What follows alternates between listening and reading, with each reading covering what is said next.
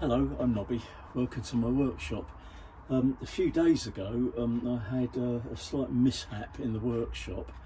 The ceiling pole that I use to mount the camera on while I'm filming, I parked it somewhere else in the workshop and I must have knocked it and it fell onto the Myford lathe. It fell over at this sort of angle. I looked all over the lathe and couldn't see that it had done, I thought fortunately, any damage at all. But it wasn't till a bit later on that I noticed that the black knob on here, this is the lever that controls or engages back gear, was missing. I looked all around and noticed a small piece of plastic on the floor, and that was part of the ball itself. The ball is exactly the same as this one. This one changes over for the direction of the lead screw. It sort of engages the tumbler gear in different directions. So, well, you know what to do. You can obviously buy these knobs from Myford. They're sold, I think, in packs of 2. But I thought, well, if worst comes to the worst, I can always buy another one of these. Anyway, I was looking around the workshop a couple of days later. I was doing a bit of hoovering on the floor and I noticed the larger part of the ball, being a ball, it had rolled right the way across the workshop. So I rescued that part, and I discovered that the 2 parts would actually engage together, and I was able, I think, well, really as a temporary measure, to glue the 2 parts back together again. You might be able to see there's a seam here which obviously goes right across where the threaded hole is. So I thought, if I just glue that back together, at least I can put that back on here as a safety precaution, so that I don't catch my hand or arm on here. Obviously this is quite a sharp thread, and it's going to give you a nasty cut or gash if you caught your hand or arm on that. So that does screw back on there, so I can leave that on there for the time being. But as I've got a Myford lathe and I've got a ball turning attachment, I'm going to have a go at making a replacement for it. I've had the ball turning attachment for quite some time now, a couple of years I think. It was bought for me as a Christmas present a few years ago. Now, I have used this before. I have made balls with this before on the Myford lathe.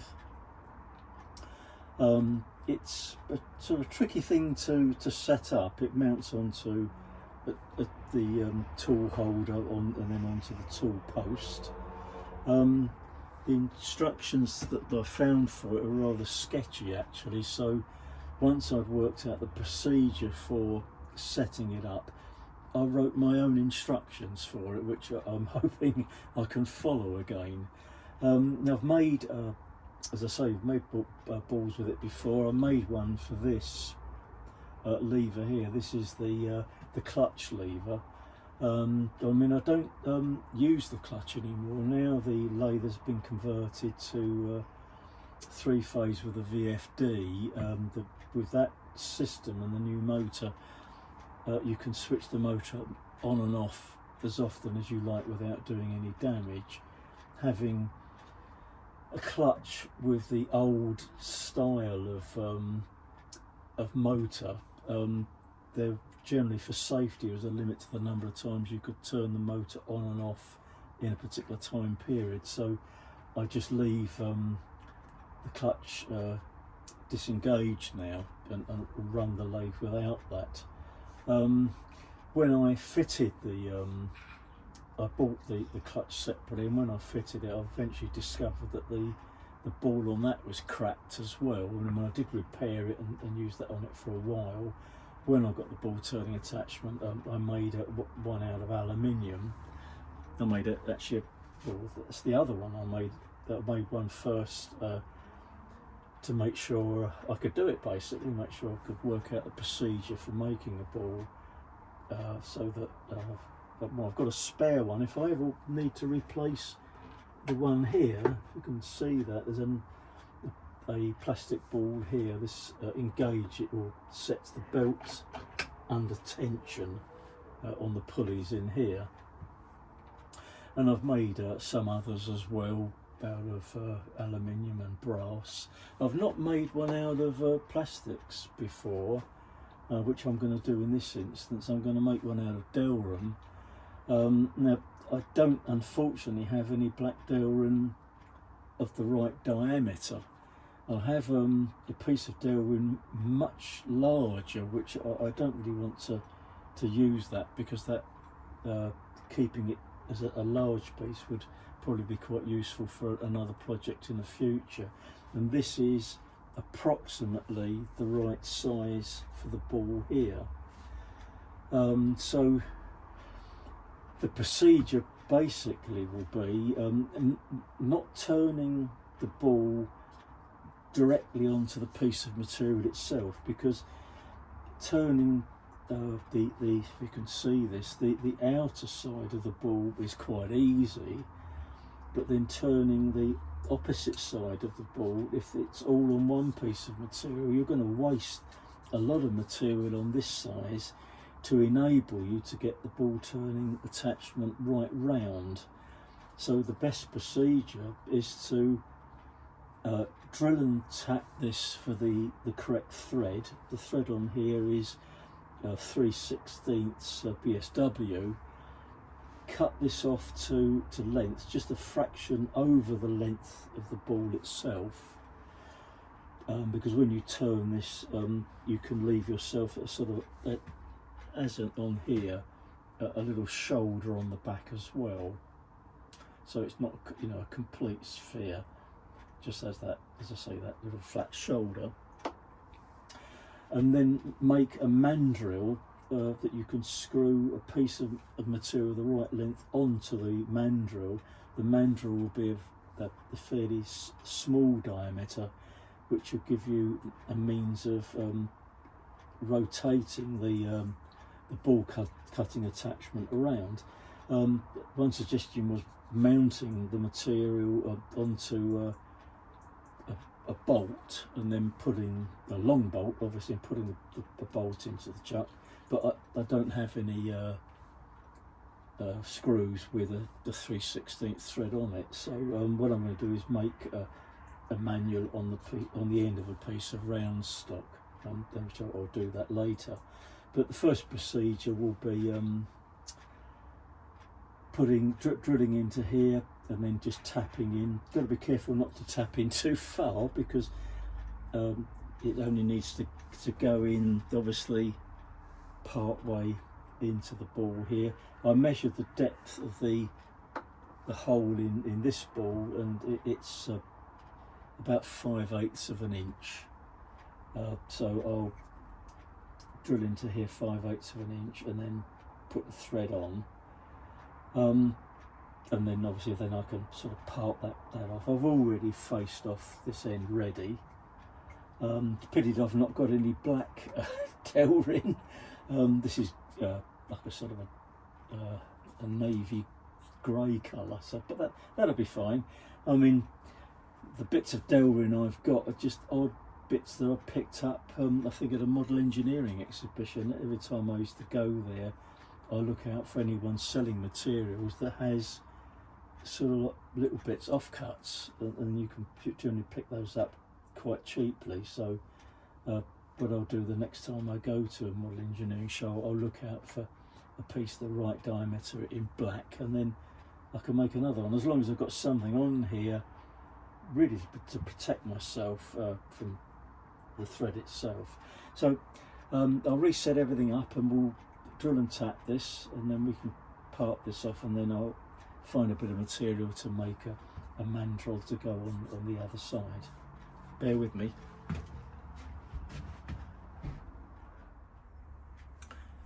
Right, well, first we'll centre drill the material.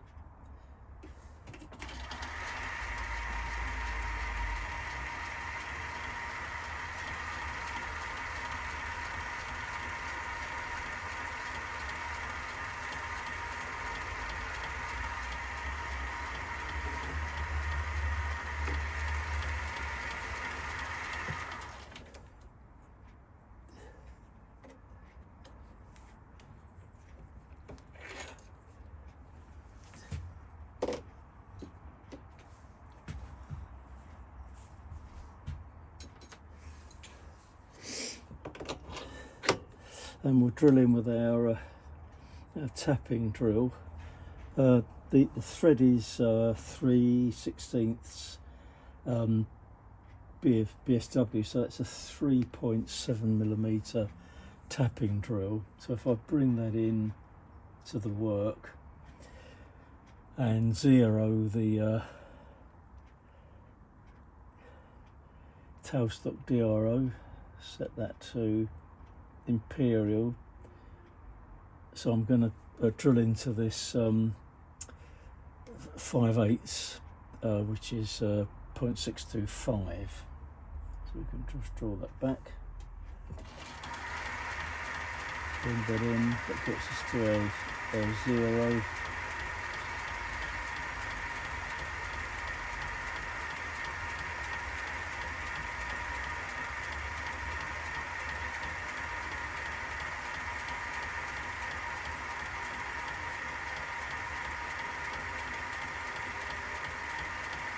That's it, just a fraction over, but that's all right.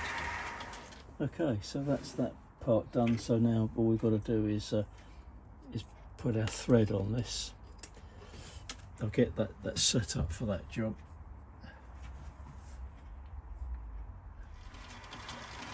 As we're only going to be tapping into plastic, I'm going to use the sensitive drill tapping attachment I've got here that was made for me by David Tyso. So I think this is probably going to be an ideal thing for this, and hopefully it's going to work all right. It means I can power tap into this, so hopefully this will work out okay.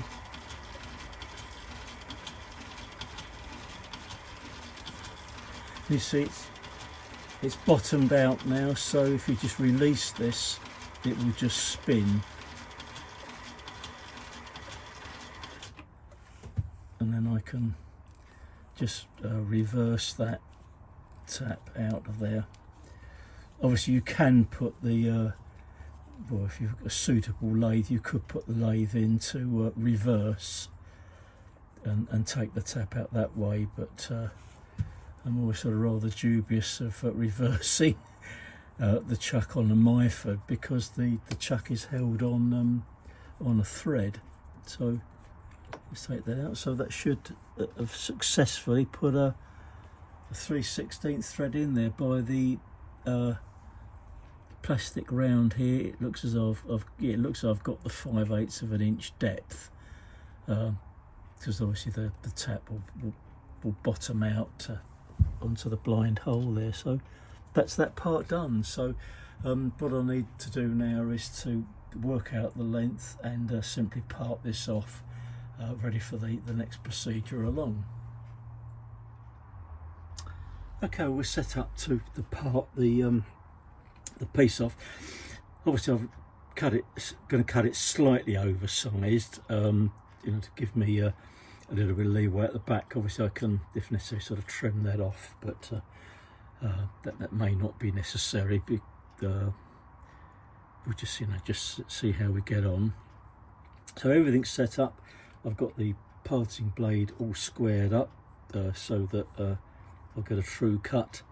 I've locked the carriage, and I've put the piece of plastic in here, held in a chuck here, just to catch the part so it doesn't go flying across the workshop. Right, I've already turned the speed of the lathe down a bit, and we'll see how we get on parting this piece off.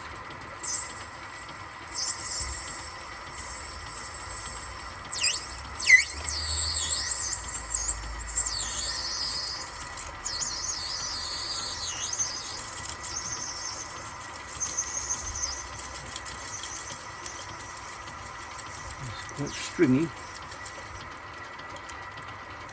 What I'll do is get rid of some of that, I think. That's it. Take a bit of that off. See, it's nearly through anyway.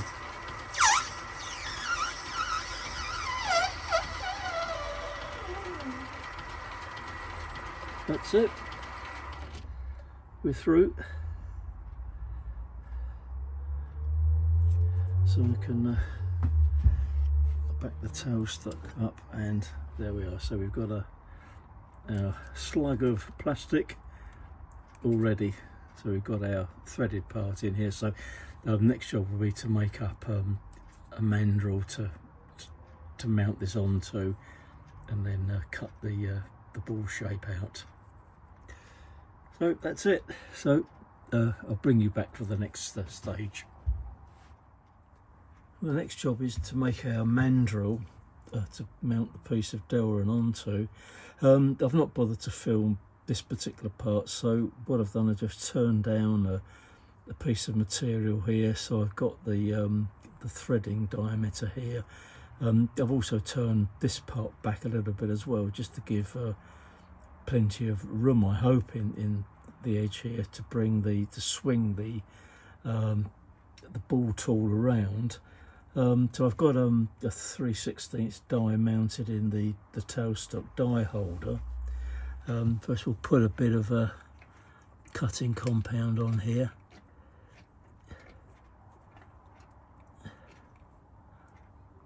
So I hope that's going to help. I've also got the headstock winding handle in the back so that I can revolve the part easily. We'll bring the tailstock up so we can engage the die. Let's see how we get on with cutting this. I think we need a bit of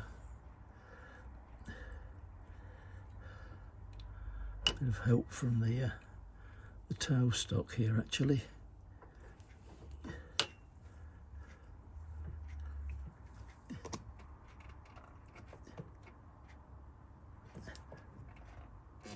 Let's see how we get on.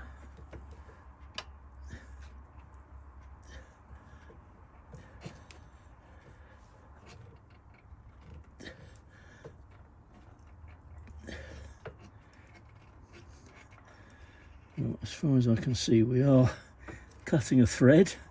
Let's run that back a bit. Right, hopefully I can do that by hand now. That's it.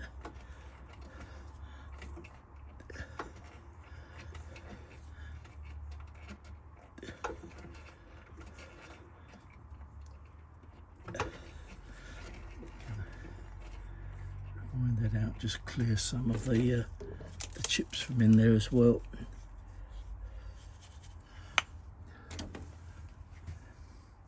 Try and put a bit more cutting compound in there as well, just to help matters along.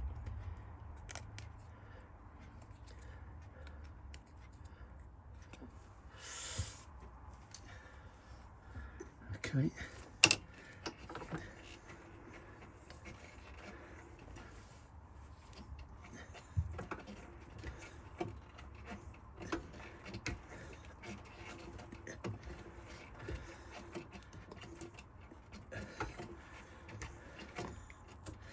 I think we've reached the end of the part now.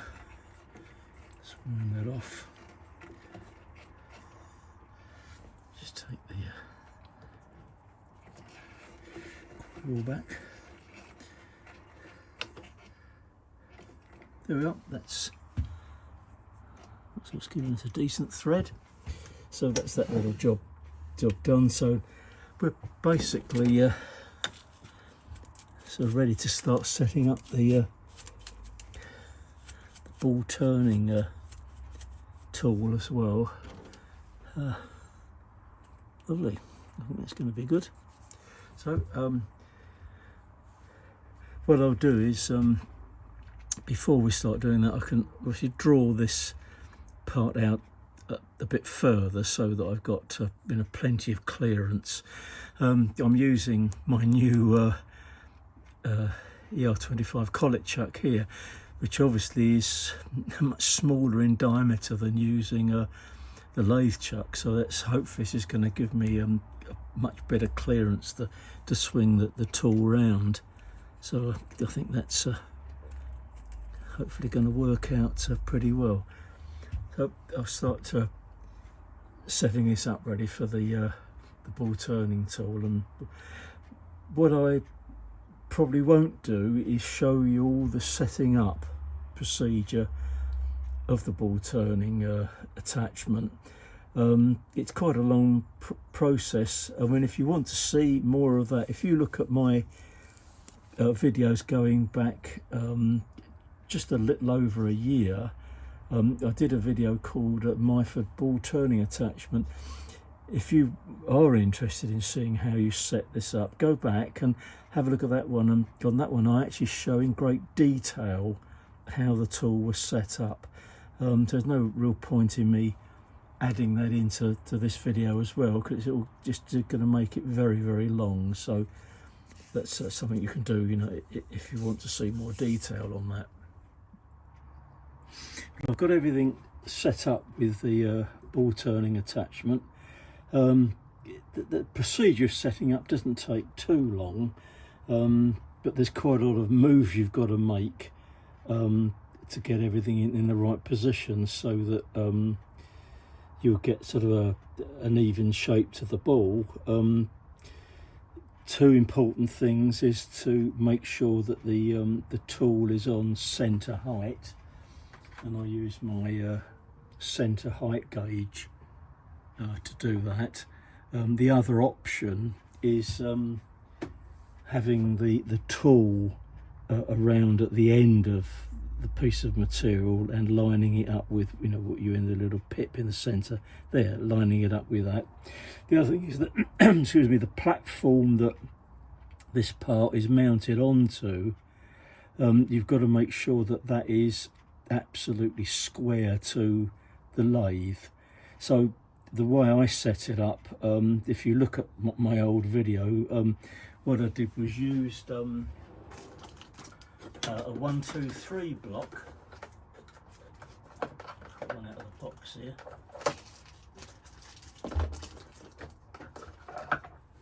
Use a 1, 2, 3 block, and I've put that obviously on this side against the end of the ways of the lathe, and then lined this bottom platform here up with the 1, 2, 3 block to get it all nice and square. That's obviously so, I guess, so you're going to get a very even shape to the ball itself. The sort of final step of setting this up is to make sure that when you swing this, you've got a sort of fairly even cut on each side. I'm hoping that with the mandrel in the position it's in, that hopefully I've got enough clearance. I think I probably have, because I haven't got to bring the cutter around this side as much as I have here, because obviously that will be a complete sphere around that end, but this end will come back to a little shoulder in the back. So there's nothing for it. Let's make a start. It tells you to start with only to make quite small cuts, but I'm guessing here perhaps that applies possibly a little bit more to metal that you might be cutting, but obviously this is obviously a much softer material, but nonetheless you've got to take some care in doing it. So let's have a go. I'll just show part of this because it's got to be done quite slowly, and of course from the experience of making these before in aluminium, it takes a little while to do it. So I'll show you a bit of it, and then I'll do some of it off camera and then bring you back when we're near to getting the right shape, if in fact we do.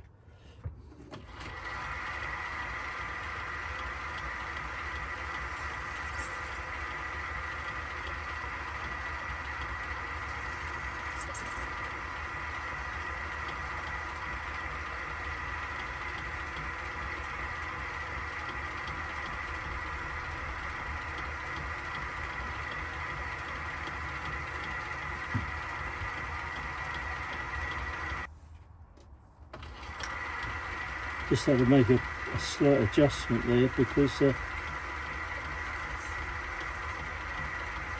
as the blade is coming round to this side, it is cutting a lot more off that side, so I've got to be rather careful what I'm doing on this side, because that's the side that's going to end up having a bit of a shoulder to it, so I just have to be very, very cautious of cutting the other side there.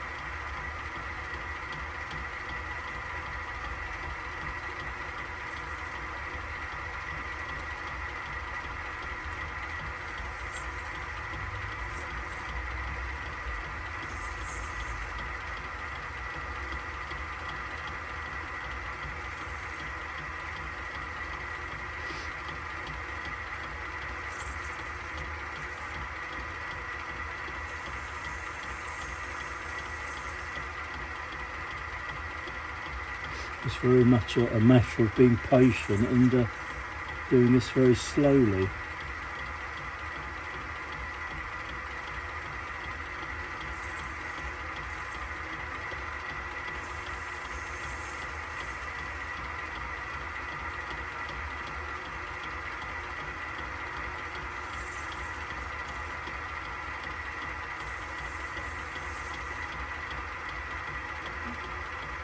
The suggestion was making cuts at about a 10,000ths at a time.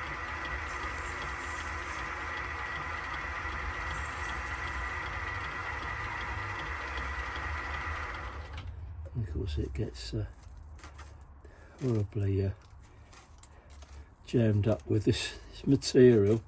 Anyway, I'll carry on with this for a bit and bring you back if I ever get sort of nearer to the shape of the ball itself. Well, we're getting very, very close now. We've reached a reasonable ball shape. It's not touched on right onto the centre here, and also I don't want to go cut into this too much, because I want to try and retain the diameter of the ball as much as I possibly can. I've been taking quite small cuts. I started off by taking 10,000 cuts, but then I dropped it to 2 or 3 thousandths. But I think for the final stages that I ought to go just to I guess something like about 1,000ths of an inch cuts at a time, to hopefully try and get a smoother surface as I get them. I'm getting a bit of a sort of slight ridge effect to it. When I did the aluminium ones, obviously I could go over this with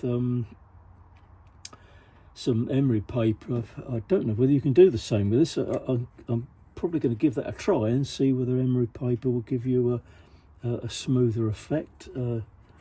It would be no loss if I mess this up. Obviously I can have a go at making another one, but what I'm going to do now is just go for the lightest cuts I can possibly make to get the sort of final shape. You can't really see it, but on this side I've got a little sort of step on this side, which I wanted to end up with, if possible. But what we'll do is we'll go in and I'll try and make adjustments of only about 1,000th of a time and see whether that will give me a slightly better finish.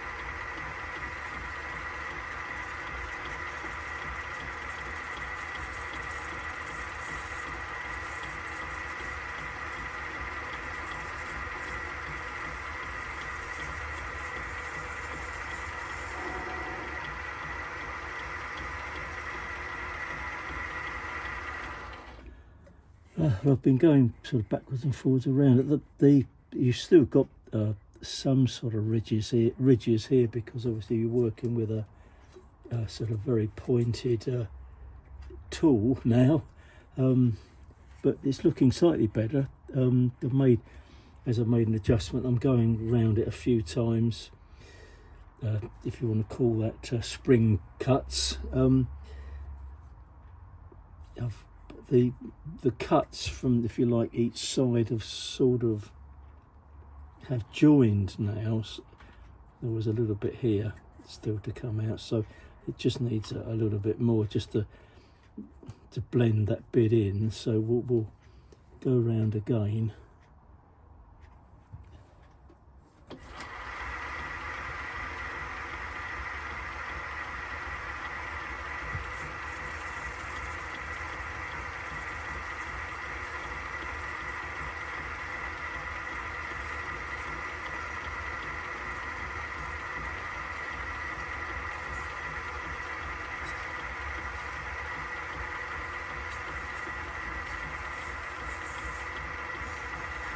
I'm sorry if my hand gets in the way as I'm swinging this round. I'm trying to do this as smoothly as I can.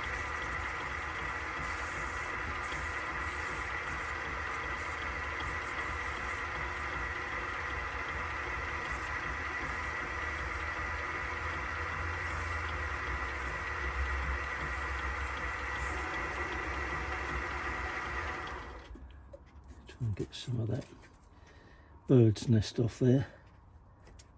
I've still got a slight bit there, but it's slightly less, so I can probably blend that a little bit more. But it's not coming out too bad at the moment. Let's have another bash.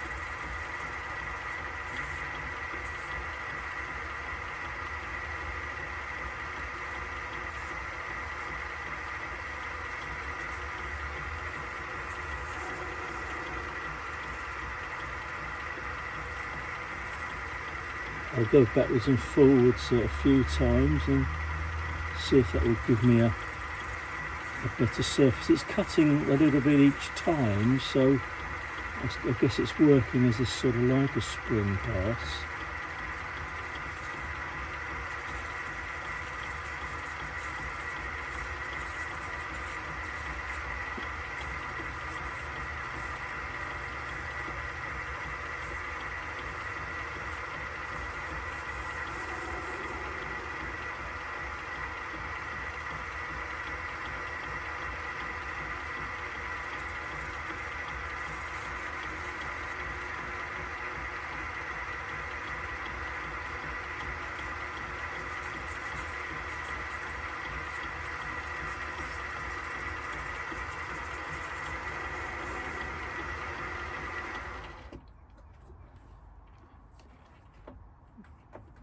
Well, that's blended that in pretty well. It's not as smooth a surface as I would have got with metal, aluminium or brass, but still, it's pretty nice. And at the end of the day, it's more to protect the threaded bit down on the back gear lever. So I think that's going to be okay. So I'll see if I can just do a bit of a clean up round here, and we'll have a look at the part. Well, I've brought you in a little bit closer. I tried a bit of sort of fairly light sandpaper on it, and has helped actually. I think it's one of those things that you could spend as long as you like cleaning this up. I just sort of want it to to look reasonably nice. But I just sort of very cautiously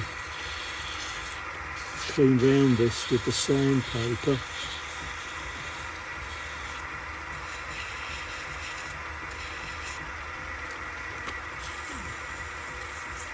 This is something you've got to be very careful with.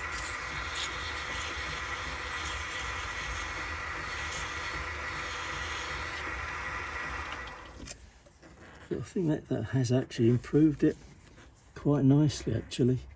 So I think I'll call it on that. I think that's going to be okay. So, and it's sort of near to the size of the original one. So that's the ball that came off. You see the ball they have here, I mean, I've no idea how they make these, but this one's got a sort of a raised bit in the centre with a sort of, like a sort of a knurled effect round it. I mean, I can't do that, but, and you see that one's got this little shoulder on it here as well, and I've done the same here.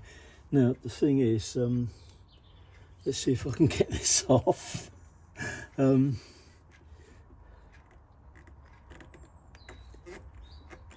Oh yeah, it did. It is coming off.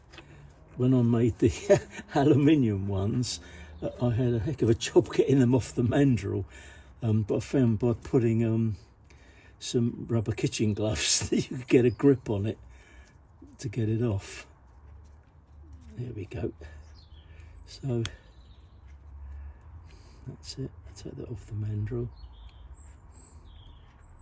In the end, I didn't need to bring the Mandrel out further. I tested the clearance of the tool here to make sure it was okay. But well, you're not going to be able to. Well, actually, it is quite smooth though. Quite. Let's see whether you can actually. I'm a bit too close, aren't I? You can actually see that or not. Let's see if I can. So there we are. That's not come out too bad. And I've got this little shoulder on the end here. But I'm sort of quite pleased with that. It's come out quite nicely.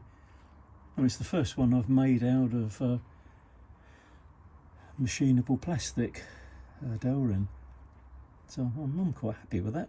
This is quite nice. I think I should use this tool a lot more, really. It's the sort of thing that I obviously, when you get something new, you do play around with the thing for a long time to test them out, but then it gets put away and to a certain degree it gets forgotten. So in a way it was it was sort of not handy but fortuitous that the other one broke, so that I could resurrect the tool here and have a go with it again. So there we are. Well, that's it basically. I'm sure it's quite a long video on something really as simple as this, but I mean, I hope you enjoyed seeing it. I mean, if you've not got a ball turning attachment for your lathe, it's well worth having one.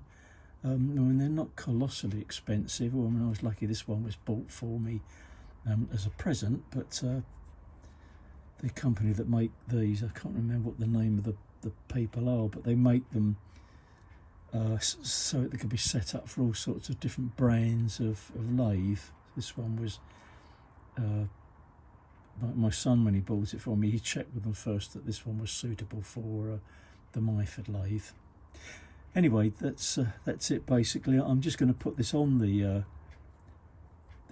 back gear handle. I'll show you that as well, and then we'll wind the video up.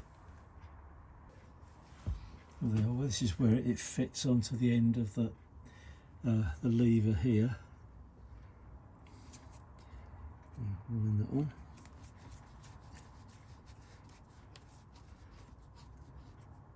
That's it. It fits quite nicely, and the lever just pulls out and locks into the two different positions there. So that's going to do the job. It's going to stop me from rubbing my hand against the that sharp thread there. So job done. Very nice. So there we are. Thanks for joining me in the workshop again, and I hope you were able to stick with me making this. Thanks again also to all the subscribers to the channel, and hope to see you in another video very, very soon. Bye bye for now.